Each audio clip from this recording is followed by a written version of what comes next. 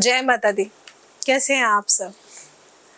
आज मैं आपसे आपकी चैन की नींद को लेकर बात करने आई हूँ। जी हाँ, क्योंकि अगर नींद पूरी नहीं होती ना तो बहुत सारी समस्याएं उत्पन्न होने लगती हैं और ये इशू इतना बढ़ता जा रहा है क्योंकि ज़िंदगी बहुत ही ज़्यादा दिन ब दिन अपने लिए समय नहीं निकाल पा रहे। खाने और सोने का भी समय नहीं है। आप ही में से काफ़ी सारे लोगों के मैसेजेस आए कि मैम नींद नहीं आती है, रात को बड़ा दिक्कत होती है, तो उसके लिए क्या कर सकते हैं? देखिए, नींद का ना सीधा सीधा संबंध हमारे मस्तिष्क और शरीर से होता है। इसीलिए हर व्यक्ति के लिए नींद बहुत ज़रूरी है। डॉक्टर भी 7 से 8 घंटे की पर्याप्त नींद लेने की सलाह देते हैं हम सबको। और अगर ऐसा नहीं कर पाते हैं हम, तो हम देखते हैं कि अगर हम चैन से रात को हमने नींद नहीं ली है तो अगले दिन हम लेज़ी रहते हैं, थके थके रहते हैं, काम नहीं कर पाते। लेकिन आजकल इस भागदौड़ भरी ज़िंदगी और तनाव होने की वजह से हम चैन की नींद नहीं ले पाते हैं, चैन से नहीं सो पाते। और इसका नतीजा क्या होता है? इसका नतीजा यही होता है कि हम अपने कार्यों को एकाग्रता से नहीं कर पाते हैं। नींद ना आने के बहुत सारे कारण हो सकते हैं, जैसे अत्यधिक थकान का होना, चिंता तनाव का होना, शारीरिक कमजोरी, बीमारी। दिन में अगर आप सो जाएंगे तो रात में नींद कैसे आएगी? लेकिन इसका जो मुख्य कारण होता है, कई बार आपके घर का वास्तु दोष भी हो सकता है। और वास्तु दोष के साथ में कुछ ऐसे ज्योतिष शास्त्र में भी हमें उपाय भी बताए गए हैं, घबराइए मत, कि जिसे करने के बाद आप चैन से सुकून से नींद पा सकते हैं। हमारे वास्तु में कुछ खास चीज़ों के बारे में बताया गया है। इनमें से किसी एक चीज़ को अगर आप अपने तकिए के नीचे रख देते हैं तो आपको अच्छी नींद आती है। कई बार हमारी जन्म कुंडली में अगर चंद्रमा ग्रह खराब होता है या राहु बहुत खराब है तो भी नींद की समस्या हमें होने लगती है। अच्छी नींद के लिए तकिए के नीचे जो चीज़ें मैं आपको बता रही हूँ, अगर इनमें से कोई भी चीज़ आप रखकर देख लें तो आपको फ़र्क ज़रूर दिखेगा। ज्योतिष शास्त्र के अनुसार अगर रात में नींद आपको आती ही नहीं है या फिर सो जाते हैं और बुरे सपने आपको परेशान कर देते हैं, एकदम से अज्ञात भय के कारण सोने में आपको परेशानी होती है, तो सोने से पहले आप गीता या सुंदरकांड का पाठ ज़रूर करिए। आप सुंदरकांड का पाठ या हनुमान चालीसा का भी पाठ करें तो भी आप देखेंगे कि आपको नींद ज़रूर आ जाएगी।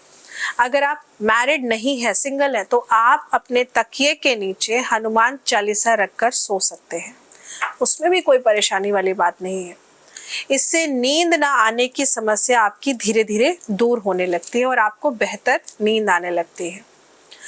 इसके अलावा नींद ना आने की समस्या का कारण राहु दोष भी हो सकता है। जैसे कि मैंने आपको कहा कि जन्म कुंडली में अगर राहु देव खराब हो जाते हैं तो भी कहीं ना कहीं ये हमें नींद की समस्या देने लगते हैं। कहीं ना कहीं हमें राहु देव खराब होने की वजह से क्या होता है, जो रात का समय होता है हमारा माइंड एकदम एक्टिव हो जाता है। हम दिन में तो लेजी रहेंगे लेकिन रात में सुपर एक्टिव हो जाते हैं, तो इस वजह से भी हमें नींद नहीं आती। हमें लगता है कि रात में अब हम अपने सारे कामों को खत्म कर लें, हम ये भी काम कर ले, हम वो भी काम कर ले।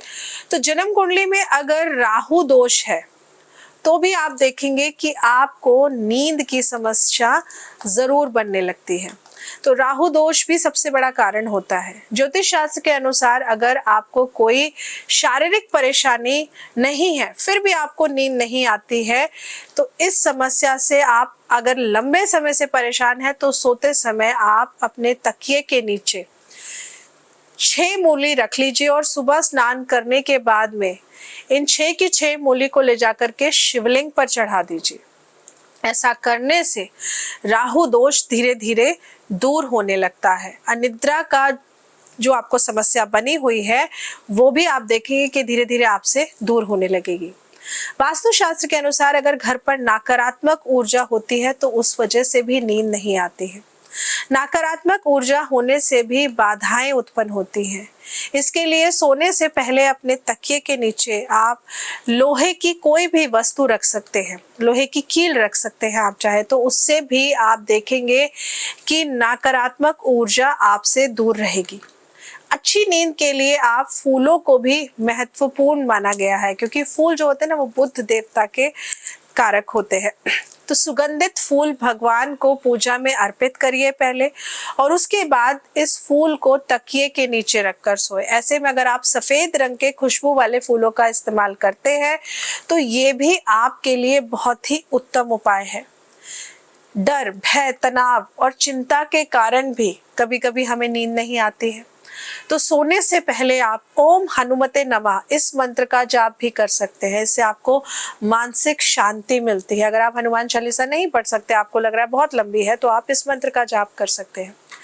नकारात्मक ऊर्जा भी आपके घर में अगर होती है तो वो भी आपके घर से दूर चली जाती है। अच्छी नींद के लिए बेड के नीचे की साफ सफाई जरूर करते रहिए। बेड के नीचे गंदगी होना, जूते चप्पल होना, बिजली के सामान होना, ऐसा होने से भी नींद आपकी खराब होती है। आजकल क्या है ना, बॉक्स वाले बेड का चलन हो गया है, तो लोग बेकार का सामान भी उसमें भर कर रखते हैं, जो नकारात्मक ऊर्जा को बढ़ा देता है और राहु को शक्ति प्रदान करने लगता है। इससे भी बेड पर आपको बेचैनी महसूस होती है और मन में तरह तरह के ख्याल आपको आने लगते हैं, जिससे नींद आंखों से दूर हो जाती है। जरा नींद आती है तो फिर अचानक से आपकी नींद खुल जाती है, तो इस तरीके की समस्याएं आपको बनने लगती हैं। इसके लिए ये बहुत ही बेहतर उपाय है। और बेडशीट भी आप जरूर बदलते रहिए। राहु के नकारात्मक प्रभाव को कम करने के लिए हफ्ते में आप कम से कम एक दिन गद्दे, तकिए को, जब भी आप पूजा करते हैं तो आप कोशिश करिए कि अगर आप आरती करते हैं तो अपने बेडरूम में भी आरती को जरूर दिखाइए। इसके अलावा कोशिश करिए कि अपने गद्दे और तकियों को धूप जरूर दिखाइए, क्योंकि धूप जो सूर्य देव का तेज है ना, वो नकारात्मक ऊर्जा को बहुत जल्दी खत्म कर देता है। और अगर संभव हो तो बेडशीट को भी आप कम से कम जितना जल्दी हो सके बदलते रहिए। 3 दिन में, 4 दिन में एक बार बदलते रहिए। सोने से पहले अपने हाथ पैरों को भी धो लें, ये भी बहुत जरूरी है। पैरों के तलवों को धोकर ही सोइए। अगर पैर भी आपके गंदे होंगे तो भी आपको नींद नहीं आएगी। आपको नींद की समस्या अगर बहुत ज्यादा बढ़ रही है, सेहत खराब हो रही है, तो ऐसे में आप अपने तलवों पर रात को तेल से मालिश करिए, या तेल से मालिश करवा कर भी आप सोएंगे तो भी आपको नींद बहुत अच्छी आएगी। ऐसा करने से राहु दोष भी दूर हो जाता है और साफ बेड पर नींद भी अच्छी आती है। और जब आप तलवों पर तेल से मालिश कराते हैं तो दिन भर की थकान भी आपकी मिट जाती है। तो इन चीज़ों का ना छोटा छोटा, ये जो मैंने आपको चीज़ें बताई हैं, इनका प्रयोग कर लेंगे ना तो आपको नींद की जो भी समस्या है वो दूर हो जाएगी। अब छोटी छोटी से और चीज़ें बता देती हूँ कि सोते समय बेडरूम में चंदन की खुशबू का स्प्रे जरूर करिए, या किसी चीज का प्रयोग जरूर करिए। फ्रेग्रेंस जरूर रखिए, जिससे चंदन क्या है, राहु दोष और राहु के प्रभाव को काटता है। वैसे ही ये एक ऐसी अच्छी, मैं आपको सलाह दे रही हूँ कि ऐसा करने से भी राहु की अगर आपके ऊपर दशा चल रही है, महादशा या अंतर्दशा चल रही है, तो आप समझिए कि चीजें आपके लिए बेहतर होने लगेंगी। तो ये भी आपके लिए बहुत उत्तम, मैं आपको कहूँगी, उपाय है। तो ये बहुत छोटी छोटी सी चीजें हैं, अगर आप इनको कर लेते हैं तो नींद से जुड़ी समस्याएं जो भी आपको परेशान कर रही हैं, आप देखेंगे कि धीरे धीरे उसमें सुधार आने लगता है। आशा करती हूँ आपको जानकारी अच्छी लगी होगी। जानकारी अच्छी लगी हो तो वीडियो को लाइक जरूर करिएगा, चैनल को सब्सक्राइब करना मत भूलिएगा। और अगर आप मुझसे अपना जन्म कुंडली विश्लेषण कराना चाहते हैं तो नीचे स्क्रीन पर दिए हुए नंबर पर कॉल या व्हाट्सएप कर आप कनेक्ट कर सकते हैं। जय माता दी।